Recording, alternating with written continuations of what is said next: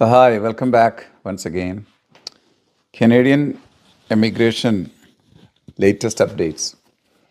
Canadian immigration മിനിസ്റ്ററിൻ്റെ ചില press മീറ്റിലൊക്കെ ഉള്ള announcements ഒക്കെ സത്യം പറഞ്ഞാൽ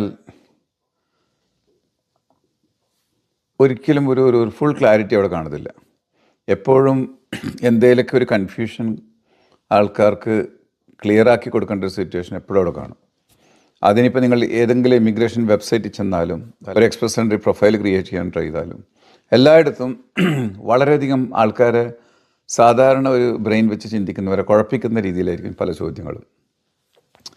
അപ്പോൾ അങ്ങനെയാണ് പലരും എത്ര മിടുക്കന്മാരാന്ന് വിചാരിച്ചാലും ആപ്ലിക്കേഷൻസിൽ മിസ്റ്റേക്ക് കാണിക്കുന്നതും അതുപോലെ തന്നെ ഇങ്ങനെയുള്ള ചില അനൗൺസ്മെൻറ്റ്സും അപ്ഡേറ്റ്സും പല രീതിയിൽ മിസ്റീഡ് ചെയ്യുന്നതും. അപ്പോൾ ആ ഒരു ഗ്യാപ്പ് ഫില്ല് ചെയ്യാന്നുള്ള ഉദ്ദേശത്തിലാണ് ഞാൻ പല വീഡിയോകളിലൂടെ ചെയ്യുന്നത്. അപ്പോൾ ഈ വീഡിയോ കണ്ടിട്ട് ഒരുപാട് പേർക്ക് എനിക്ക് ഇമെയിലായിട്ടും മെസ്സേജായിട്ടും ഫോൺ കോളായിട്ടൊക്കെ വരുന്നത്. I am so happy that it is really serving the purpose and it is reaching to a lot of people. വളരെ സിമ്പിളായിട്ട് ഇതൊന്നും അങ്ങനെ ഒരു വീഡിയോയിലൊന്നും പറഞ്ഞു കൊടുക്കേണ്ട കാര്യമൊന്നുമില്ല. ആൾക്കാർക്ക് ഈസിയായിട്ട് മനസ്സിലായി കാണുമെന്ന് വിചാരിച്ചാൽ പോലും വളരെ എഡ്യൂക്കേറ്റഡ് ആയിട്ടുള്ള ആൾക്കാർ പോലും കാര്യങ്ങൾ മനസ്സിലാക്കാതെ അതിനെ മിസ്കാൽക്കുലേറ്റ് ചെയ്തിട്ട് മിസ്റീഡ് ചെയ്തിട്ടൊക്കെയാണ് ഈവൻ ചില ആപ്ലിക്കേഷൻസൊക്കെ ഒരുപാട് അബദ്ധങ്ങളൊക്കെ വരുത്തി വെച്ച് അതിൻ്റെ പ്രൈസൊക്കെ പേ ആയിട്ടാണ് നമ്മൾ എടുത്ത് വരുന്നത്. അപ്പം ഇന്നത്തെ വീഡിയോയിൽ ഒരു 5-6 ലേറ്റസ്റ്റ് അപ്ഡേറ്റ്സ്, അതിനെ നിങ്ങൾ മനസ്സിലാക്കാൻ സാധ്യതയുള്ള അല്ലെങ്കിൽ തെറ്റിദ്ധരിക്കാൻ സാധ്യതയുള്ള അപ്ഡേറ്റ്സ് അല്ല, അതിൻ്റെ ഒരു ക്ലിയർ കട്ട് അപ്ഡേറ്റ്സ് ഞാൻ ഈ ഒരു വീഡിയോയിലൂടെ തരാൻ ശ്രമിക്കുന്നതായിരിക്കും.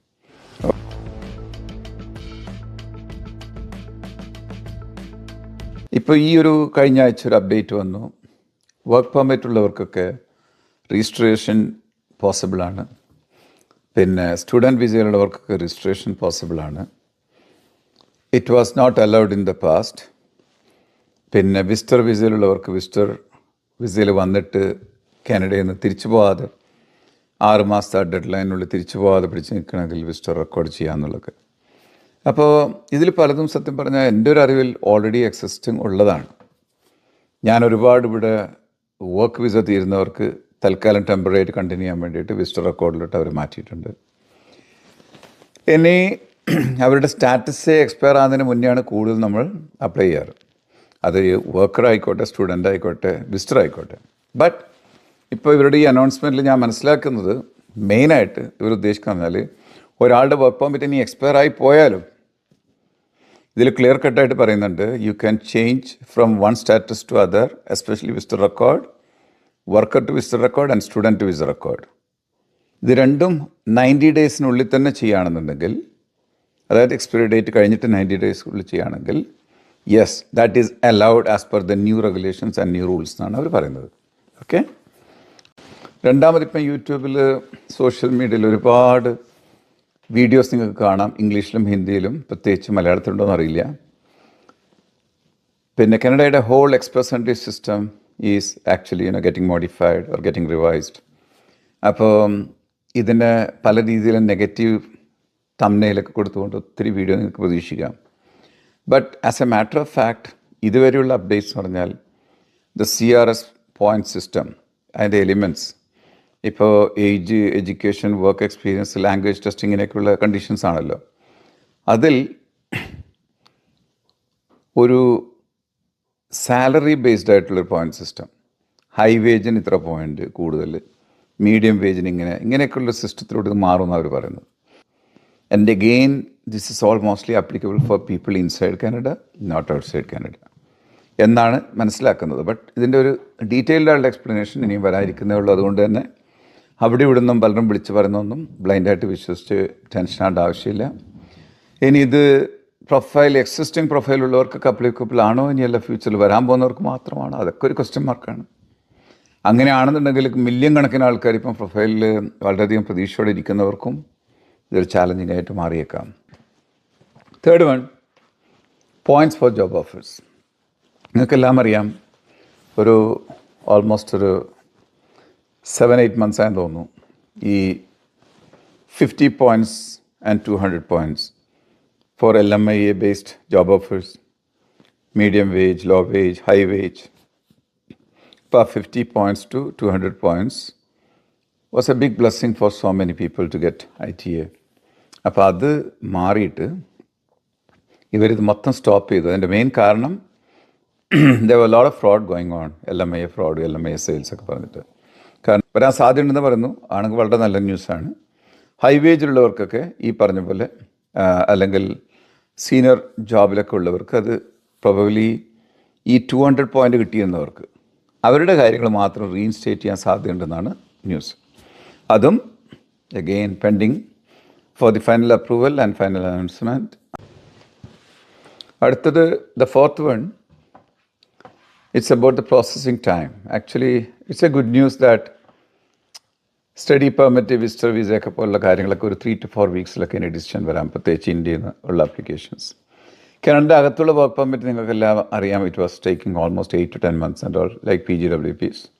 അപ്പോൾ അതൊക്കെ കുറഞ്ഞു വരുമെന്ന് പറയുന്നു. ഒരു ക്ലിയർ കട്ടായിട്ട് പറയുന്നില്ല എങ്കിലും ഒരു അറ്റ്ലീസ്റ്റ് ഒരു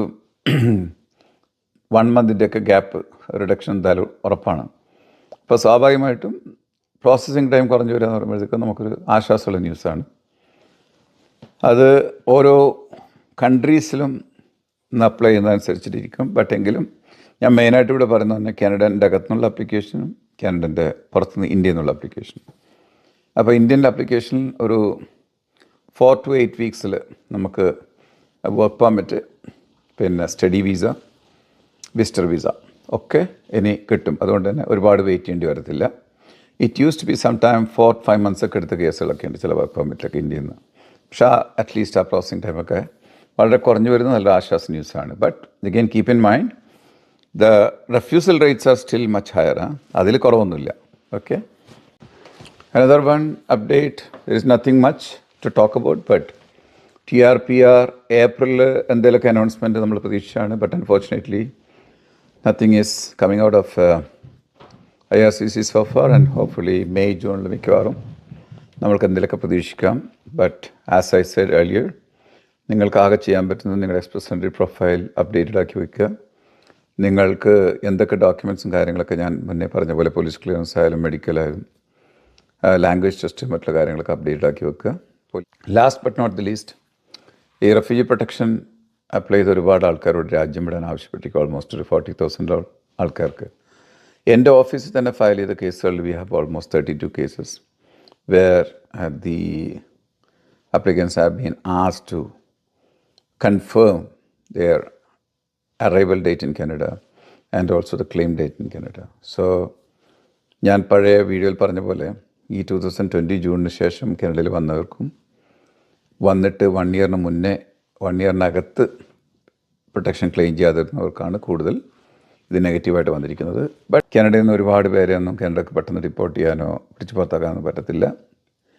ഇതോ അങ്ങനെയൊക്കെ പറഞ്ഞാൽ തന്നെ മാക്സിമം ഒരു 5 to 10,000 ആൾക്കാരൊക്കെ ഒരു വർഷം അയക്കാൻ പറ്റത്തുള്ളൂ. ഇപ്പോൾ തന്നെ കാനഡക്ക് ഒരു 40,000 ആൾക്കാരൊക്കെ മിനിമം ഒരു 4 to 5 years ഒക്കെ എടുത്തുനിന്ന് വരും. അതുകൊണ്ട് തന്നെ നിങ്ങൾ what you have to do, protection claim ചെയ്യുമ്പോൾ നിങ്ങളുടെ കാര്യങ്ങൾ റെപ്രസെൻറ്റ് ചെയ്ത ലോയേഴ്സ് അവൈലബിൾ അല്ലെങ്കിൽ നിങ്ങൾക്ക് ഈ പറഞ്ഞ PFL ലെറ്ററിന് റെസ്പോണ്ട് ചെയ്യാൻ പറ്റുന്നില്ലെങ്കിൽ, ഇനിയല്ല നിങ്ങൾ റെസ്പോണ്ട് ചെയ്ത് കഴിഞ്ഞാൽ വി ആർ എക്സ്പെക്റ്റിംഗ് മിക്കവാറും CBSA PRRA കിട്ടുകയാണെന്നുണ്ടെങ്കിൽ നിങ്ങൾക്ക് സ്വാഭാവികമായിട്ടും അത് വളരെ ക്രൂഷ്യൽ ആപ്ലിക്കേഷനാണ്. അതിന് വളരെ വിദഗ്ധരായ ലോയേഴ്സോ കൺസൾട്ടൻസിൻ്റെ വേണം.